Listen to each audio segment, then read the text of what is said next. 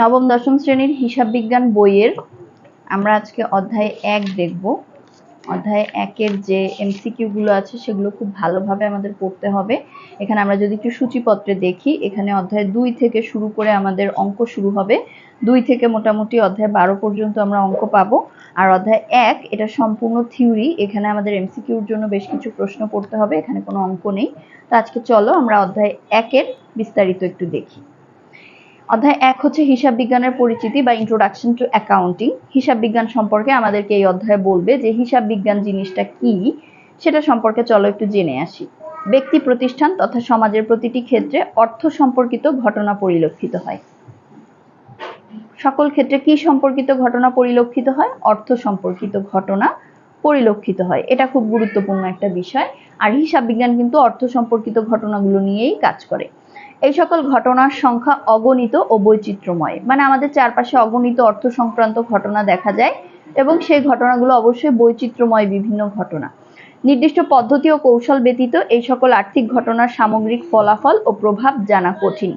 আমাদের জীবনে এই অর্থ সংক্রান্ত ঘটনাগুলো কিরকম প্রভাব বিস্তার করছে এটা জানতে হলে আমাদেরকে নির্দিষ্ট পদ্ধতি এবং কৌশল অবলম্বন করতে হবে, তাহলেই আমরা এই আর্থিক ঘটনার সামগ্রিক ফলাফল ও প্রভাব জানতে পারবো। হিসাব বিজ্ঞান হচ্ছে একটি প্রক্রিয়া যেখানে সংগঠিত আর্থিক ঘটনাসমূহের সামগ্রিক প্রভাব এবং ফলাফল নির্ণয়ের পদ্ধতি ও কৌশল আলোচনা করা হয়। তার মানে হিসাব বিজ্ঞান কি? হিসাব বিজ্ঞান একটি প্রক্রিয়া বা প্রসেস। এর মাধ্যমে কি আলোচনা করা হয়? তার উত্তর হচ্ছে এতটুকু, যেখানে সংগঠিত আর্থিক ঘটনাসমূহের প্রভাব এবং ফলাফল নির্ণয়ের পদ্ধতি ও কৌশল আলোচনা করা হয়। মানে আমাদের ব্যবসা প্রতিষ্ঠানে যে আর্থিক ঘটনাগুলো আছে সেগুলো কি প্রভাব বিস্তার করছে, সেগুলোর ফলাফল কি হবে, সেই ফলাফল এবং প্রভাব নির্ণয় করার পদ্ধতি কি বা কৌশল কি, সেই সব কিছু সম্পর্কে বিস্তারিত আমরা হিসাব বিজ্ঞানে জানতে পারবো। প্রতিষ্ঠানের অভ্যন্তরীণ ও বাহ্যিক বিভিন্ন পক্ষ হিসাব তথ্য জানতে সর্বদা আগ্রহী থাকে। কারা কারা আগ্রহী থাকে? অভ্যন্তরীণ এবং বাহ্যিক বিভিন্ন পক্ষ কি জানতে আগ্রহী থাকে? হিসাব তথ্য জানতে সর্বদা আগ্রহী থাকে। এখানে হিসাব তথ্য হচ্ছে হিসাব সংক্রান্ত যে তথ্যগুলো বা আর্থিক তথ্যগুলো সেগুলোর কথাই বোঝানো হচ্ছে। কারা এগুলো জানতে চায়? অভ্যন্তরীণ ও বাহ্যিক বিভিন্ন পক্ষ এগুলো জানতে চায়। তাই হিসাব বিজ্ঞান আর্থিক লেনদেন সমূহের সংরক্ষণ করে এবং পর্যালোচনার মাধ্যমে এদের প্রভাব ও ফলাফল নির্ণয় করে বিভিন্ন পক্ষকে প্রতিবেদন আকারে অবহিত করে। তার মানে হিসাব বিজ্ঞানের কাজ কি? সেই কাজ হচ্ছে আমাদের এখানে বলা আছে, এটা হচ্ছে হিসাব বিজ্ঞানের কাজ। প্রথম কাজ হচ্ছে আর্থিক লেনদেন সমূহকে সংরক্ষণ করবে এবং পর্যালোচনার মাধ্যমে এদের প্রভাব ও ফলাফল নির্ণয় করবে। প্রথমে হচ্ছে আর্থিক লেনদেন সমূহকে সংরক্ষণ করবে, তারপরে সেই লেনদেনগুলোকে পর্যালোচনার মাধ্যমে প্রভাব ও ফলাফল নির্ণয় করবে, এরপরে বিভিন্ন পক্ষকে প্রতিবেদন আকারে সেটা অবহিত করবে বা জানাবে। এটা হচ্ছে হিসাব বিজ্ঞানের কাজ। তো এখানে আসলে খুব কঠিন কিছু না, মূলত এখানে বলা হচ্ছে হিসাব বিজ্ঞানের কাজ কি, হিসাব বিজ্ঞান কি করে থাকে।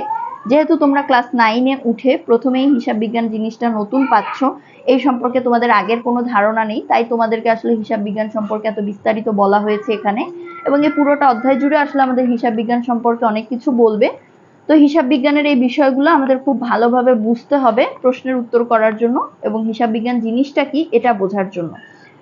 তো এবার আমরা দেখতে পাচ্ছি এখানে আছে হিসাব বিজ্ঞানের ধারণা, তারপরে আছে উদ্দেশ্য ও প্রয়োজনীয়তা।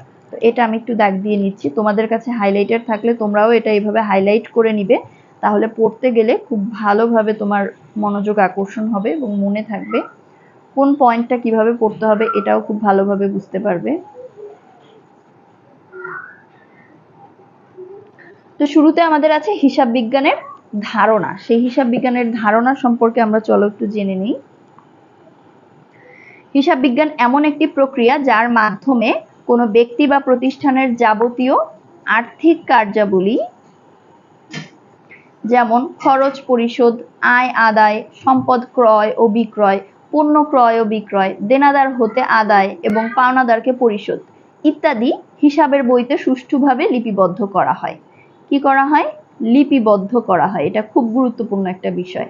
এবং নির্দিষ্ট সময় শেষে আর্থিক কার্যাবলীর ফলাফল জানা যায়। কি জানা যায়? ফলাফল জানা যায়। কিসের ফলাফল? আর্থিক কার্যাবলীর। আর্থিক কার্যাবলী কোনগুলো? এই যে শুরুতে যে আর্থিক কার্যাবলী নিয়ে আমরা কাজ শুরু করেছি, মানে ব্যবসা প্রতিষ্ঠানে অনেক ঘটনাই ঘটবে, কিন্তু আমরা হিসাব বিজ্ঞানে সেই ঘটনাগুলো নিয়েই কাজ করব যেগুলো আর্থিক মূল্য আছে, অর্থাৎ আর্থিক লেনদেন যেগুলো, সেই আর্থিক লেনদেনগুলোকে নিয়ে আমরা কাজ করব। সেগুলো আমরা কি কি করব? সেগুলো আমরা শুরুতে হচ্ছে গিয়ে হিসাবের বইতে সুষ্ঠুভাবে লিপিবদ্ধ করব বা লিখে রাখবো।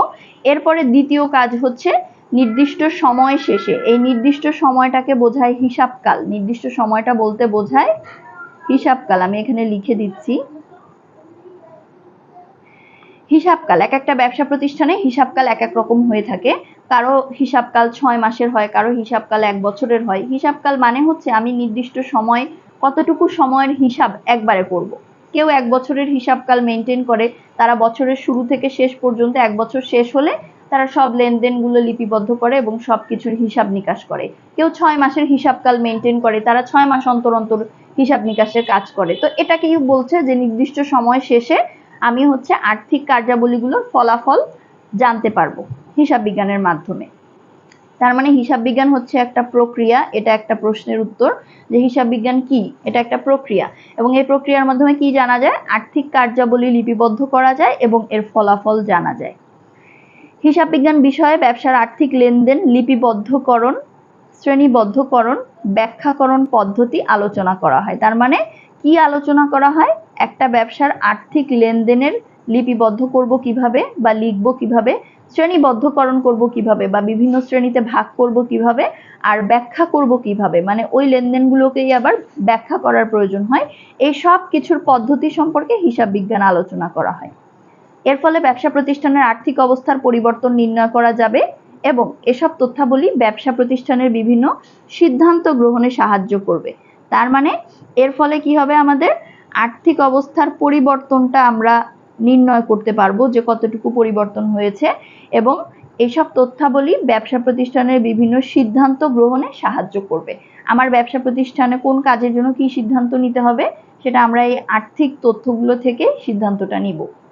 হিসাব বিজ্ঞানের জ্ঞান ব্যবহার করে হিসাবের বিভিন্ন বিবরণী ও প্রতিবেদন প্রস্তুত করা হয়। তার মানে হিসাব বিজ্ঞানের জ্ঞান ব্যবহার করে কি প্রস্তুত করা হয়? বিভিন্ন বিবরণী এবং প্রতিবেদন প্রস্তুত করা হয়। হিসাবের বিবরণী এবং হিসাবের প্রতিবেদন, যার মাধ্যমে প্রতিষ্ঠানের আর্থিক অবস্থা জানা যায়। তার মানে হিসাব বিজ্ঞানের এই হিসাব বিবরণীর মাধ্যমে বা প্রতিবেদনের মাধ্যমে আমরা কি জানতে পারি? আর্থিক অবস্থা। তাই হিসাব বিজ্ঞানকে ব্যবসায়ের ভাষা বলা হয়। তার মানে হিসাব বিজ্ঞানকে কি বলা হয়? ব্যবসায়ের ভাষা বলা হয়। এটা এমসিকিউর জন্য খুব গুরুত্বপূর্ণ একটা প্রশ্ন। এরপর আমাদেরকে হিসাব বিজ্ঞানের একটা বিস্তারিত ব্যাখ্যা দিয়েছে বা একটা সংজ্ঞার মতো দিয়েছে যে হিসাব বিজ্ঞানের মাধ্যমে আর্থিক ঘটনাসমূহ হিসাবের বই, নির্দিষ্ট বইতে যথাযথভাবে লিপিবদ্ধ করা যায়, শ্রেণীবদ্ধ করা যায় এবং বিশ্লেষণ করে ব্যক্তি বা প্রতিষ্ঠানের সামগ্রিক ফলাফল ও আর্থিক অবস্থা নিরূপণ করা যায়। তার মানে একদম হিসাব বিজ্ঞানের শুরু থেকে শেষ পর্যন্ত পুরো প্রসেসটাই এখানে বলে দিয়েছে যে হিসাব বিজ্ঞানের মাধ্যমে আমরা আর্থিক ঘটনাগুলো লিখে রাখতে পারবো, সেগুলো শ্রেণীবদ্ধ করতে পারবো, বিশ্লেষণ করতে পারবো এবং অ্যাট লাস্ট আমরা ফুল সামারি হিসেবে একটা রেজাল্ট বা আর্থিক অবস্থা নির্ণয় করতে পারবো যে এই ব্যবসা প্রতিষ্ঠানটা কি লাভজনক অবস্থানে আছে নাকি এই ব্যবসা প্রতিষ্ঠানটা ক্ষতির মধ্যে আছে। এই আর্থিক ফলাফল বা আর্থিক অবস্থাটা আমরা হিসাব বিজ্ঞানের মাধ্যমে জানতে পারবো। এরপরে আছে আমাদের হিসাব বিজ্ঞানের উদ্দেশ্য ও প্রয়োজনীয়তা। এটা খুব গুরুত্বপূর্ণ একটা বিষয়। হিসাব বিজ্ঞান কেন আমরা ব্যবহার করি, অ্যাকাউন্টিং এর কাজগুলো আমরা কেন করি, এর প্রয়োজনীয়তা কি, সেটা সম্পর্কে এখানে বলেছে। লেনদেন সমূহ সঠিকভাবে হিসাবের বইতে লিপিবদ্ধকরণ ব্যতীত প্রতিষ্ঠানের আর্থিক ফলাফল ও আর্থিক অবস্থা সম্পর্কে জানা সম্ভব নয়। তার মানে আমাকে আর্থিক ফলাফল ও আর্থিক অবস্থা জানতে হলে কি করতে হবে? সবার শুরুতে লেনদেনগুলোকে হিসাবের বইতে লিপিবদ্ধ করতে হবে। এখন এখানে একটা বিষয় খেয়াল করো, এখানে কিন্তু লেনদেনের কথা বলেছে, অর্থাৎ লেনদেনের বাইরে অন্য কোনো ঘটনা নিয়ে কিন্তু হিসাব বিজ্ঞান কাজ করে না। আর লেনদেনগুলোকে কোথায় লিপিবদ্ধ করতে হবে? হিসাবের বইতে সঠিকভাবে লিখে রাখতে হবে এবং লিখে রাখার মাধ্যমেই আমরা আর্থিক ফলাফল নির্ণয় করতে পারবো। তা না হলে মুখে মুখে কিন্তু কোনো কিছু নির্ণয় করা সম্ভব নয়। আমরা যদি মুখে মুখে আর্থিক ফলাফল নির্ণয় করতে যাই, লিখে না রাখি, তাহলে সেটা হবে না। তাই হিসাব বিজ্ঞানের প্রথম উদ্দেশ্য লেনদেন সমূহকে সুনির্দিষ্ট পদ্ধতি অনুসরণ করে সঠিকভাবে হিসাবের বইতে লিপিবদ্ধ করা। তার মানে হিসাব বিজ্ঞানের প্রথম উদ্দেশ্য কি, এটা আমাদের পরীক্ষায় এমসিকিউতে আসতে পারে। প্রথম উদ্দেশ্য হচ্ছে আমাদেরকে সুনির্দিষ্ট পদ্ধতি অনুসরণ করতে হবে। মানে লেনদেন লিপিবদ্ধকরণেরও কিন্তু পদ্ধতি আছে। আমি আমার মন চাইলো আর ইচ্ছা মতো লিখে রাখলাম, এমন করলে কিন্তু হবে না। আন্তর্জাতিকভাবে বিভিন্ন দেশে যেভাবে লেনদেন লিপিবদ্ধ করা হয় বা হিসাব নিকাশ করা হয়, অ্যাকাউন্টিং এর প্রসেস মেনটেন করা হয়, সেইভাবে করে আমাকে করতে হবে। তো সেই নির্দিষ্ট পদ্ধতিতে আমাকে সঠিকভাবে হিসাবের বইতে এটা লিপিবদ্ধ করতে হবে। এটা হচ্ছে প্রথম উদ্দেশ্য। এরপরে বলেছে হিসাব বিজ্ঞানের অন্যতম প্রধান উদ্দেশ্য কি? প্রধান উদ্দেশ্য হচ্ছে আর্থিক ফলাফল ও আর্থিক অবস্থা নিরূপণ করা। মানে আমি হিসাব বিজ্ঞানের যত কাজ করব, যত কিছু করব, তার অন্যতম একটা গুরুত্বপূর্ণ উদ্দেশ্য হচ্ছে আমাকে আর্থিক ফলাফল ও আর্থিক অবস্থা জানতে হবে। এই দুটো জিনিস জানার জন্যই কিন্তু আমি এই জাবেদা, খতিয়ান, রাওয়ামিল সহ বিভিন্ন ধরনের কার্যাবলী করব। তো এই কথাটাই এখানে বলেছে, এটা হচ্ছে অন্যতম প্রধান একটা উদ্দেশ্য। লাভ ক্ষতির পরিমাণ নির্ণয়ের মাধ্যমে ব্যবসার গতি প্রকৃতি সম্পর্কিত ধারণা লাভ করা যায়। কিসের মাধ্যমে? লাভ ক্ষতির পরিমাণ নির্ণয়ের মাধ্যমে। আমার ব্যবসায় লাভ ক্ষতি কেমন হচ্ছে সেটা জানার মাধ্যমেই কিন্তু ব্যবসার গতি প্রকৃতি সম্পর্কে জানতে পারবো, যে ব্যবসা কি লাভের দিকে যাচ্ছে বা ভালোর দিকে যাচ্ছে নাকি ব্যবসা খারাপের দিকে যাচ্ছে। এই জিনিসগুলো জানতে পারবো বা ধারণা পাবো আমরা লাভ ক্ষতি নির্ণয়ের মাধ্যমে, যেটা আমাদের করা হয় আর্থিক অবস্থার বিবরণীতে। এরপরে বলেছে যে যাবতীয় আয় ও ব্যয় সঠিকভাবে লিপিবদ্ধকরণের মাধ্যমে ব্যবসার লাভ ক্ষতি নির্ণয় করা সম্ভব। তার মানে কিভাবে আমরা লাভ ক্ষতি নির্ণয় করব? ব্যবসার আয় এবং ব্যয় সঠিকভাবে আমরা লিপিবদ্ধ করার মাধ্যমে। এরপরে 3 নাম্বার বলেছে প্রতিষ্ঠানের সম্পদ, দায় এবং মালিকানা সত্ত্বের পরিমাণ নির্ণয়ের মাধ্যমে আর্থিক অবস্থা সম্পর্কে পূর্ণাঙ্গ ধারণা লাভ করা যায়। অর্থাৎ একটা ব্যবসা প্রতিষ্ঠানের আর্থিক অবস্থা কেমন, সেই ব্যবসা প্রতিষ্ঠানটা কি লাভ করছে না ক্ষতিতে আছে, সেই সম্পর্কে আমরা পূর্ণাঙ্গ ধারণা পাবো কিভাবে? সেই প্রতিষ্ঠানের সম্পদ, দায় এবং মালিকানা সত্ত্বের পরিমাণ নির্ণয়ের মাধ্যমে। এখন সম্পদ কি, দায় কি, মালিকানা সত্ত্ব কি, এটা আমরা এই বইয়েরই 2য় অধ্যায়ে বিস্তারিত জানবো। এই 3টা জিনিস হচ্ছে আসলে হিসাব সমীকরণের একটা, মানে হিসাব সমীকরণের উপাদান। এই 3টা জিনিস আলাদা আলাদা ভাবে। তো এখানে আমরা এই জিনিসগুলো শুধু মুখস্থ রাখবো, আমরা পরবর্তী অধ্যায়ে গিয়ে ভালোভাবে বুঝবো এগুলো সম্পর্কে বিস্তারিত।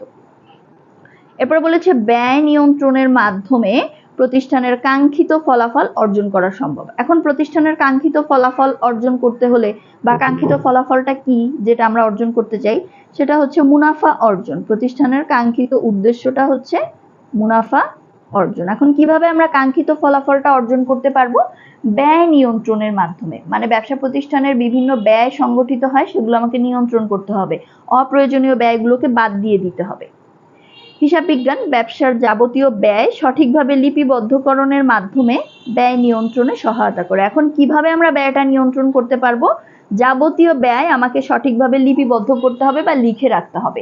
যখন ব্যয়গুলো লিখে রাখবো আমি, তখন কিন্তু আমার চোখের সামনে বারবার ঘুরতে থাকবে যে এই মাসে আমার এই 5টা বা 10টা ব্যয় সংগঠিত হয়েছে। তখন পরবর্তী মাসে গিয়ে আমি চিন্তা করব যে কিভাবে এই ব্যয়গুলোকে আরো কমিয়ে আনা যায় বা ব্যয়ের পরিমাণকে কিভাবে আরো কমানো যায়। কিন্তু আমার কাছে যদি লিপিবদ্ধ করা কোনো তথ্য না থাকে, তখন কিন্তু আমি সেই ব্যয়গুলো সহজে নিয়ন্ত্রণ করতে পারবো না।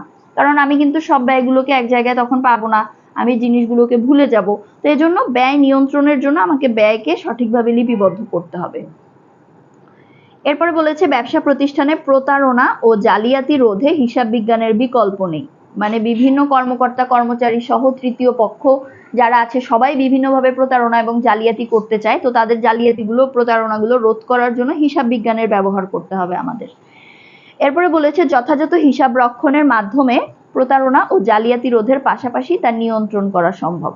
এটা এই ক্ষেত্রেও হিসাব বিজ্ঞানের বা হিসাব রক্ষণের ভূমিকা আছে। যথাযথ হিসাব রক্ষণের মাধ্যমে আমরা প্রতারণা, জালিয়াতি রোধ করতে পারি। কিভাবে রোধ করতে পারি? হিসাব বিজ্ঞানের মাধ্যমে আমরা লেনদেনগুলো লিপিবদ্ধ করে বা লিখে রাখি, সেগুলোকে হিসাব নিকাশ করি, শ্রেণীবদ্ধকরণ করি। তার মানে কোনো কিছু কিন্তু বাদ যাওয়ার সুযোগ নেই। আমার ব্যবসার একজন কর্মচারী আমার কাছে মিথ্যা বলবে, সেটার কিন্তু সুযোগ নেই, কারণ সবকিছু লিপিবদ্ধ হচ্ছে।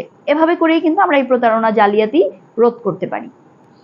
এরপরে বলেছে আর্থিক তথ্যাবলী সংশ্লিষ্ট পক্ষকে জানানো এবং ব্যবসার বিভিন্ন সিদ্ধান্ত গ্রহণে ব্যবহার করা। আমাদের যে আর্থিক তথ্যগুলো আছে এগুলো বিভিন্ন পক্ষকে জানাতে হয়। এই পক্ষগুলো কারা? এই পক্ষগুলো হচ্ছে হিসাব তথ্যের ব্যবহারকারী। এটা সম্পর্কে আমরা এই অধ্যায় শেষে জানবো। তো হিসাব তথ্যের ব্যবহারকারীদেরকে আমাদের সেই হিসাব তথ্যগুলো জানাতে হয় এবং ব্যবসার বিভিন্ন সিদ্ধান্ত গ্রহণের ক্ষেত্রেও এই তথ্যগুলো ব্যবহার করা হয়। এরপরে বলেছে প্রতিষ্ঠানের একাধিক বছরের আর্থিক বিবরণীর তুলনামূলক বিশ্লেষণের মাধ্যমে আমাদের একাধিক বছরের আর্থিক বিবরণীর তুলনামূলক বিশ্লেষণের মাধ্যমে আমরা উন্নতি অবনতির বিভিন্ন দিক চিহ্নিত করে প্রয়োজনীয় পদক্ষেপ নিতে পারবো। অর্থাৎ আর্থিক বিবরণীতে আমরা সকল বিষয়গুলো লিপিবদ্ধ করি, তো সেইগুলো যখন আমরা বিশ্লেষণ করব তখনই আমরা বুঝতে পারবো যে আমার লাভ হচ্ছে নাকি ক্ষতি হচ্ছে, বা আমার সম্পদ কতটুকু আছে, তার এগেইনস্টে দায় কতটুকু আছে। এই সব কিছু আমরা জেনে উন্নতি অবনতির বিভিন্ন দিক চিহ্নিত করে আমরা পদক্ষেপ নিতে পারবো। যদি দেখি যে ক্ষতি হচ্ছে, তাহলে পরবর্তী বছরে সেই সংশ্লিষ্ট পদক্ষেপ নিয়ে আমরা ক্ষতিটা হ্রাস করতে পারবো। তো এভাবে হচ্ছে হিসাব বিজ্ঞানকে ব্যবহার করে আমরা বিভিন্ন উদ্দেশ্য অর্জন করতে পারবো। আজকের ভিডিওতে এতটুকুই থাকবে। এর পরের ভিডিওতে আমরা ইনশাল্লাহ আরো কিছু উদ্দেশ্য আছে এবং হিসাব বিজ্ঞানের উৎপত্তি ও ক্রমবিকাশ আছে সেটা সম্পর্কে জানবো। তো এই জিনিসগুলো আমরা এমসিকিউর জন্য খুব ভালো করে পড়বো। তোমরা সবাই এগুলোকে দাগ দিয়ে তারপরে ভালো করে পড়ে ফেলবে। পরবর্তী ক্লাসে বাকি অংশগুলো আমরা দেখবো ইনশাল্লাহ।